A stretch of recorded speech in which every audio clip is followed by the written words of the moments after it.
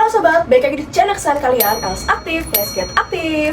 Oke sobat, jadi pada konten kali ini aku akan memberikan tips buat kalian sobat-sobat cara memilih tas carrier saat mendaki untuk pemula ataupun dalam jangka panjang. Penasaran seperti apa tipsnya? Tonton terus video sampai habis ya.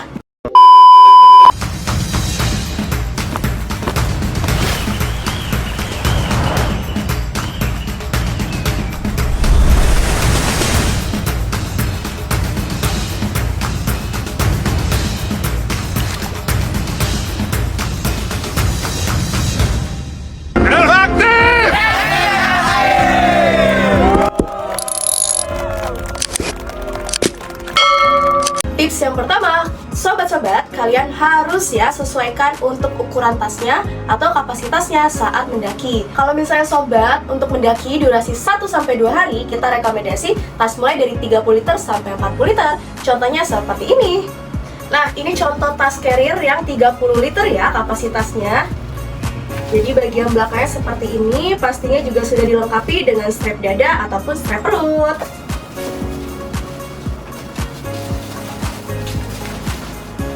Ini 30 liter. Oke. Seperti ini ya sobat saat digendong. Oke. Yang kapasitas kedua. Nah sobat, ini contoh di 32 liter ya untuk kapasitasnya. Pastinya tetap ada strap dada dan strap perut.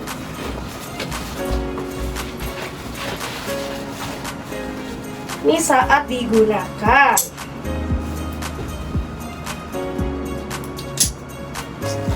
Nah, seperti ini sobat.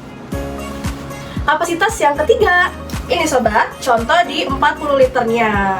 Cukup besar ya. Bagian belakangnya tetap ada strap dada, strap perut. Ini bagian punggungnya.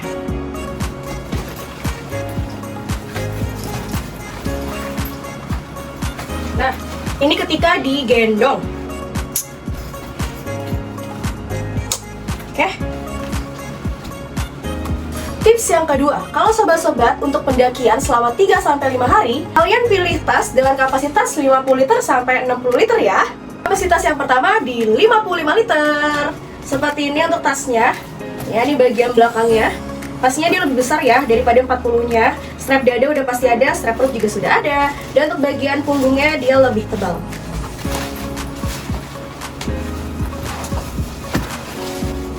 Nah, ini ketika digendong.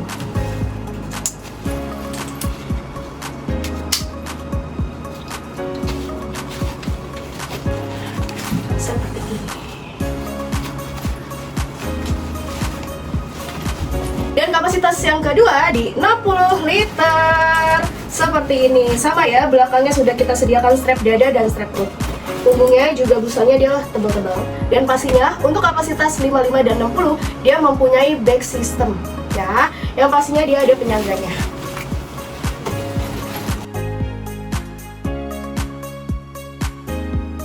Seperti ini. Di kapasitas 60 liter.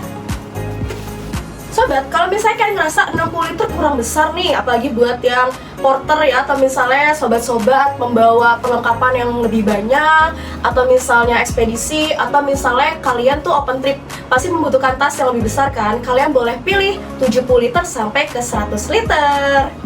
Oh ya sobat, kalau misalnya nih sobat-sobat tidak membawa barang yang banyak, perlengkapan yang banyak, apalagi cuma sekedar 1-2 hari atau 3 hari, kalian jangan pilih tas yang kapasitasnya terlalu besar ya, karena itu kurang efisien. Dan takutnya juga kalian malah merasa terbebani dengan tas yang terlalu besar.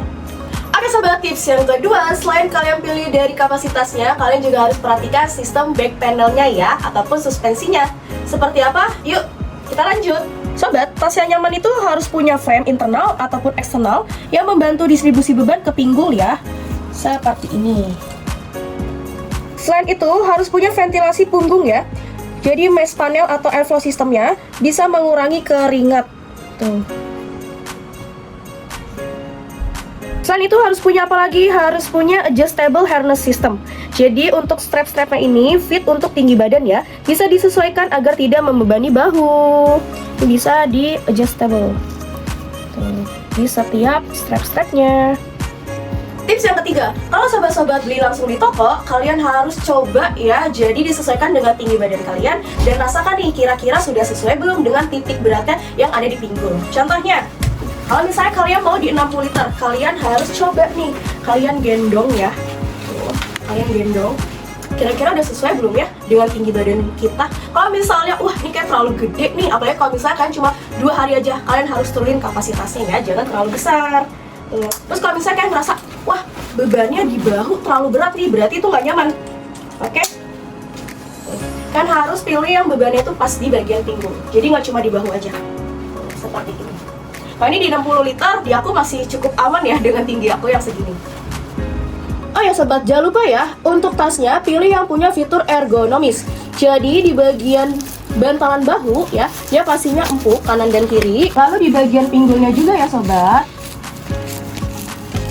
Oke sobat, kalian juga harus cari tas ya yang mempunyai kompartemen dan aksesibilitas. Nah, contohnya nih. Ini untuk yang 40 sampai di 60 liter ya. Dia sudah ada quick access-nya. Jadi memudahkan kakak-kakak nih saat mengambil barang yang cukup besar seperti sleeping bag. Jadi bisa dari bawah. Oke sobat, jangan lupa juga kalian harus sediakan rain cover ya, karena kita tidak tahu cuaca di alam seperti apa. Dan kebetulan tas ini sudah kita lengkapi juga dengan tempat penyimpanan rain cover.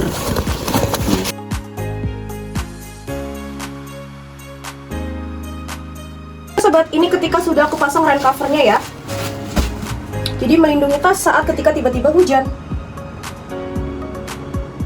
Oke sobat, tips yang terakhir, jangan lupa ya cek materialnya dan daya tahannya. Jadi kalian harus cek nih dari segi jahitannya, dari segi tahan bantingnya, dan lain-lain. Apakah sudah oke? Jika sudah oke, langsung kalian coba ya. Kalian boleh minta nih ke tokonya untuk diisi bagian dalamnya. Terus kalian coba deh selama 15 atau 20 menit. Apakah sudah nyaman? Kalau sudah nyaman, kalian langsung bungkus deh dan siap untuk pakai pergi ke gunung.